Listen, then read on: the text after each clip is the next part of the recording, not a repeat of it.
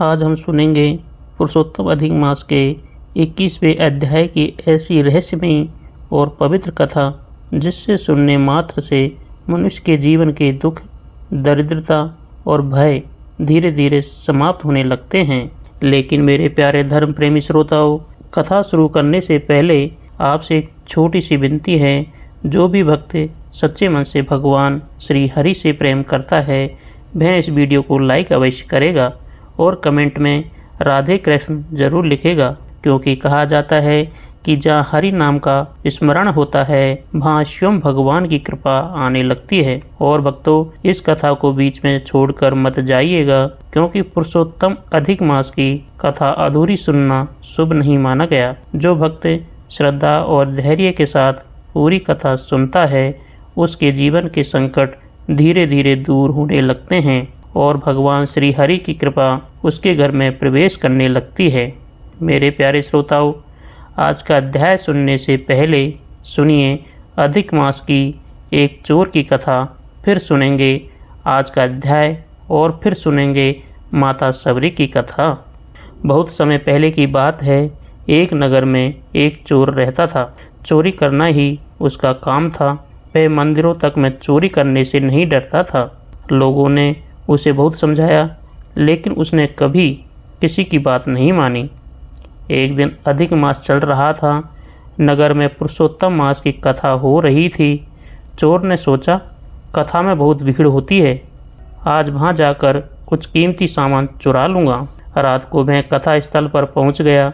कथा चल रही थी। वह एक कोने में छिपकर बैठ गया और अवसर की प्रतीक्षा करने लगा।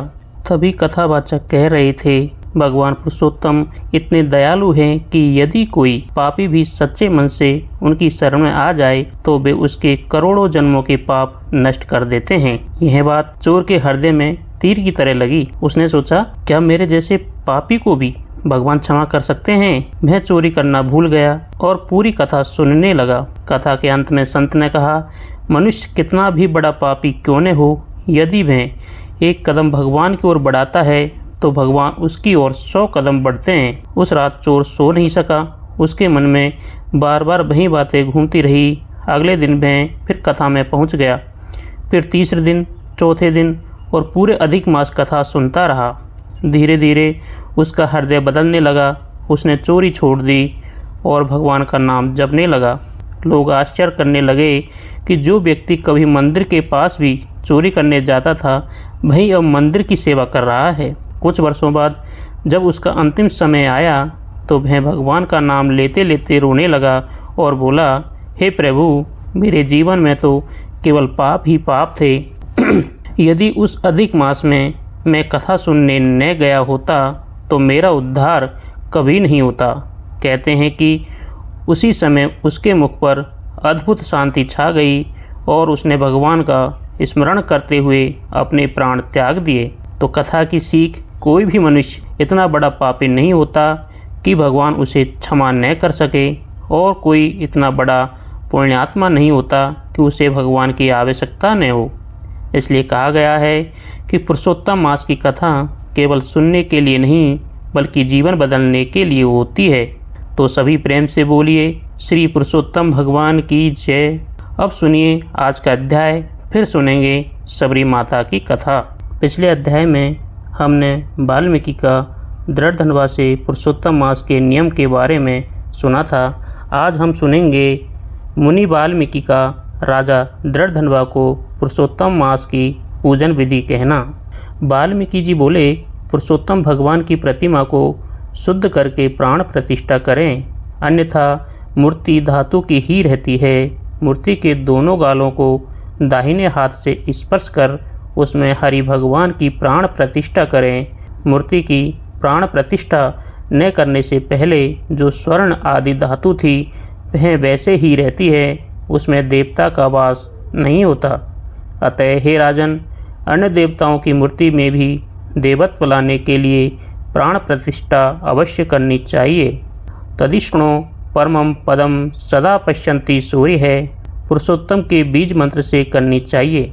मंत्रवेत्ता ब्राह्मण निरंतर प्रतिमा के हृदय पर अंगूठा रखकर निम्न मंत्रों द्वारा हृदय में भी प्राण प्रतिष्ठा करें।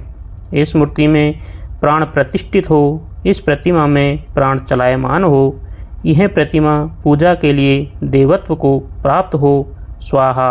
इस प्रकार यजुर्वेद के मंत्र कहते हुए वेद संबंधी मूल मंत्र व अंग मंत्रों से प्रतिमा में सब जगह प्राण प्रतिष्ठा करें, अथवा नाम मंत्रों से चतुर्थी विभक्ति व अंत में स्वाहा लगाकर उन देव को अनुस्मरण करते हुए प्राण प्रतिष्ठा करें। इस प्रकार प्राण प्रतिष्ठा करके श्री पुरुषोत्तम का ध्यान करें। श्री वत्स से चिन्हित हृदय वाले शांत नीलकमल दल के समान कांति वाले त्रिभंग मनोहर आकृति वाले ऐसे श्री राधिका सहित पुरुषोत्तम भगवान का ध्यान करें। देश और काल का उच्चारण संकल्प करके नियम धारण करके मौन होकर पवित्र हो 16 उपचारों से पुरुषोत्तम भगवान की पूजा करें। आवाहन। हे देव देवेश श्री कृष्ण पुरुषोत्तम, आप श्री राधिका सहित मेरे द्वारा दिए हुए पूजन को ग्रहण करें। श्री राधिका सहित पुरुषोत्तम भगवान को नमस्कार है, ऐसा कहकर आवाहन करें। आसन है पुरुषोत्तम देव देवेश। अनेक प्रकार के रत्नों से जटित स्वर्ण से शोभित ऐसे आसन को ग्रहण करें, यह कहकर आसन समर्पण करें। पाद्य। मेरे द्वारा गंगादि के सब तीर्थों से प्रार्थना करके लाया हुआ सुखदायक स्पर्श करने योग्य जल पाद्य पांव पखारने के लिए ग्रहण करें। अर्घ्य। हे हरि, गोपिकाओं को आनंद देने के लिए गोपराज नंद के घर में उत्पन्न हुए आप राधा सहित मेरे दिए हुए अर्घ्य को ग्रहण करो। आचमन। हे ऋषिकेश, हे पुराण पुरुषोत्तम, शुद्धि से लाए हुए तथा स्वर्ण कलश में रखे हुए गंगा जल से आप आचमन करें। पंचामृत। हे हरे, मेरे द्वारा लाए गए पंचामृत से राधा सहित जगत के नियंता हरि आपकी पूजा से मेरे कार्य सिद्ध हो। हे राधिका नंददायक, गौ का दूध, दही, घी, मधु और शक्कर इनसे युक्त पंचामृत ग्रहण करें, ऐसे कह पंचामृत से स्नान करावें। नमस्कार। हे नाथ योगेश्वर गिरिधारी यज्ञ पवित्र गोविंद, आपको नमस्कार है। पुनः स्नान। हे नंद नंदन, मेरे द्वारा दिए गए गंगा जल की भांति निर्मल नदी में तीर्थ का जल स्नान को ग्रहण करें। वस्त्र। हे देव, सब कामनाओं की सिद्धि के लिए मेरे द्वारा निवेदित किए गए इन 2 पीताम्बरों को ग्रहण करें, ऐसे वस्त्र धारण कराने के बाद आचमन करावें। उत्तरीय वस्त्र यज्ञोपवीत। हे दामोदर, आपको नमस्कार है।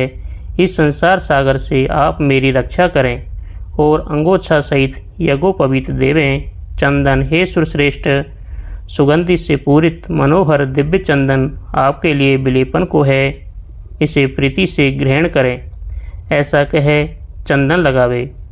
हे पुरुषोत्तम, मेरे भक्ति से लाए केसर से रंगे हुए सुंदर अक्षत ग्रहण करें, ऐसा कहे अक्षत दे। हे प्रभु, मेरे लाए हुए इन माल्यादि चमेली आदि के सुगंधित पुष्पों को ग्रहण करो। पुष्पों को समर्पित कर फिर अंग पूजा करें। नंद यशोदा के पुत्र केशी दैत्य को मारने वाले, पृथ्वी का भार उतारने वाले, अनंत विष्णु के रूप को धारण करने वाले प्रद्युम्न, अनिरुद्ध, नीलकंठ, सकलास्त्रद्रक, वाचस्पति, केशव तथा सर्मात्मा, इन नामों से पैर, टखना, जानु, जंघा, कटी, मेडू, नाभि, हृदय, कंठ, दोनों भुजाओं, मुख, नेत्र, सिर आदि सर्वांगों को पुष्प लेकर क्रम से चतुर्थ्यंत नामों से विश्वरूप जगतपति की पूजा करें। इस प्रकार प्रति अंग की पूजा कर फिर चतुर्यंत केशवादि नाम मंत्रों से एक एक पुष्प हाथ में लेकर पुरुषोत्तम भगवान की पूजा करें। धूप दिव्य वनस्पतियों के रसगंध से युक्त सुगंध सब देवताओं को सूंघने योग्य इस धूप को आप ग्रहण करें, ऐसा कह धूप दे। हे परमधाम, आप सब देवताओं के ज्योति स्वरूप हैं, तेजस्वियों के उत्तम तेज हैं, स्वयं प्रकाशमान परम धाम है, यह दीप आप ग्रहण करें, यह कहकर दीप जलावे।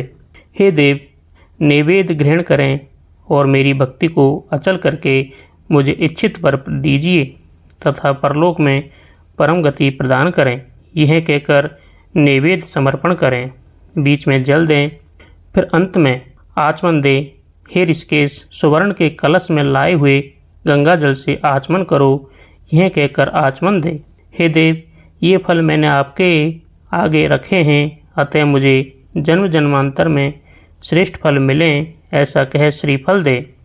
हे परमेश्वर, गंध कपूर युक्त कस्तूरी आदि से सुगंधित हाथों की शुद्धि को उपटन ग्रहण करो दर्तन दे।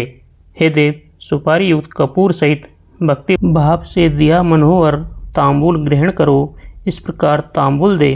ब्रह्मा जी के गर्भ में स्थित अग्नि के बीज अनंत पुण्य के फलदाता स्वर्ण को ग्रहण करें और मुझे शांति दे, ऐसा कहे दक्षिणा प्रदान करें। हे शरद ऋतु के कमल तुल्य श्याम, 3 जगह से टेढ़ी मनोहर आकृति वाले देवताओं के स्वामी श्री राधा कृष्ण की मैं आरती करता हूँ, ऐसा कहे नीराजन करें।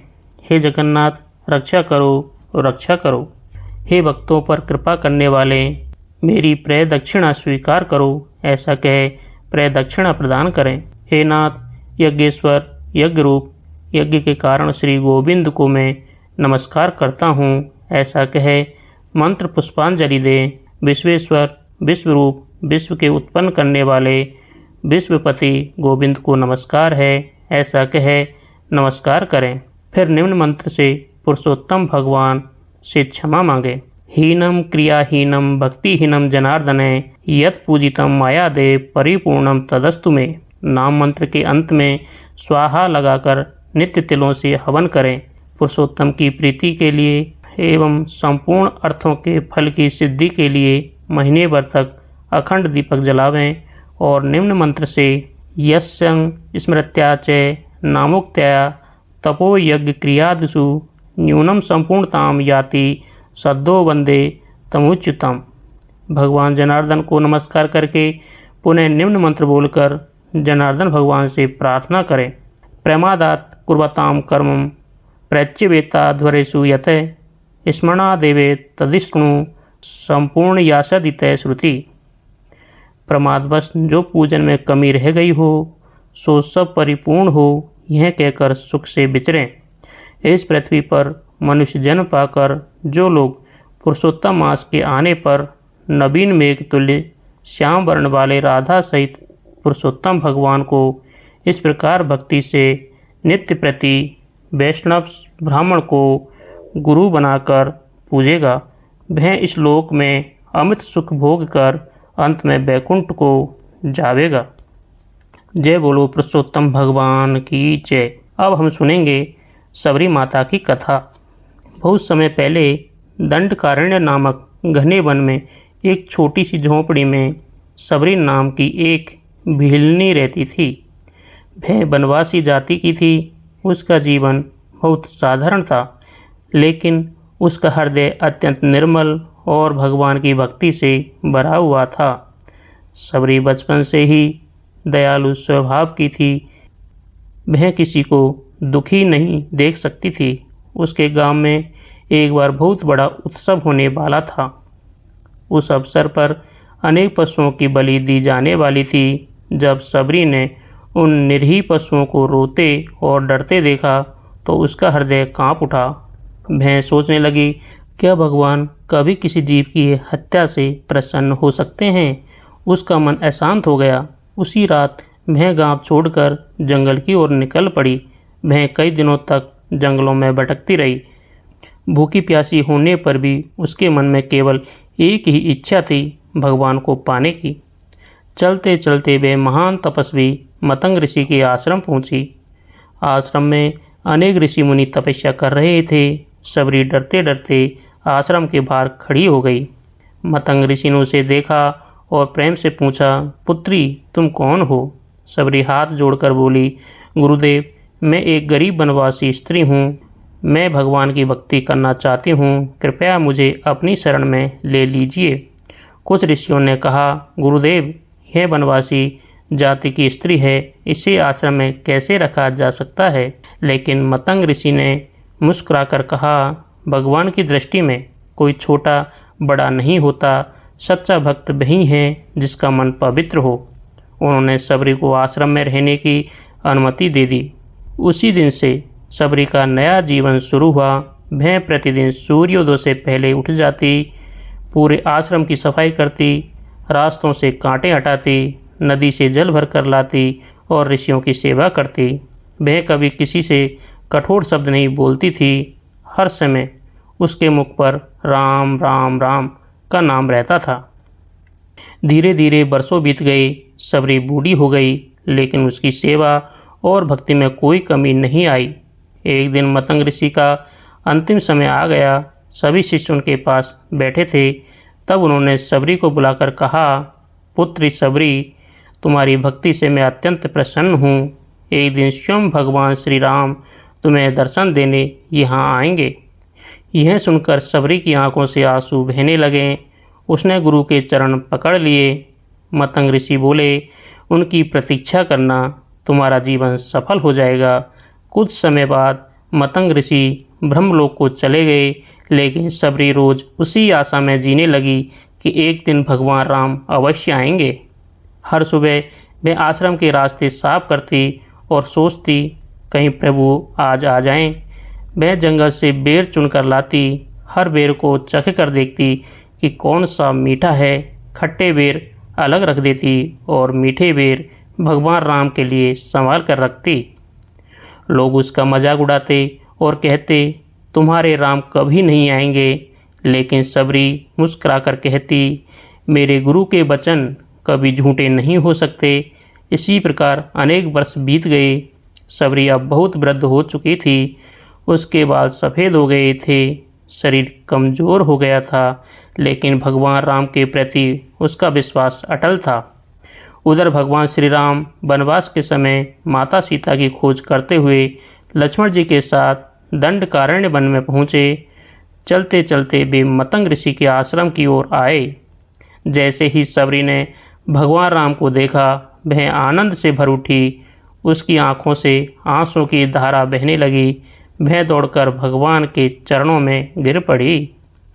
कंपित स्वर में बोली, हे प्रभु, आज मेरा जीवन सफल हो गया। मैं वर्षों से आपकी प्रतीक्षा कर रही थी।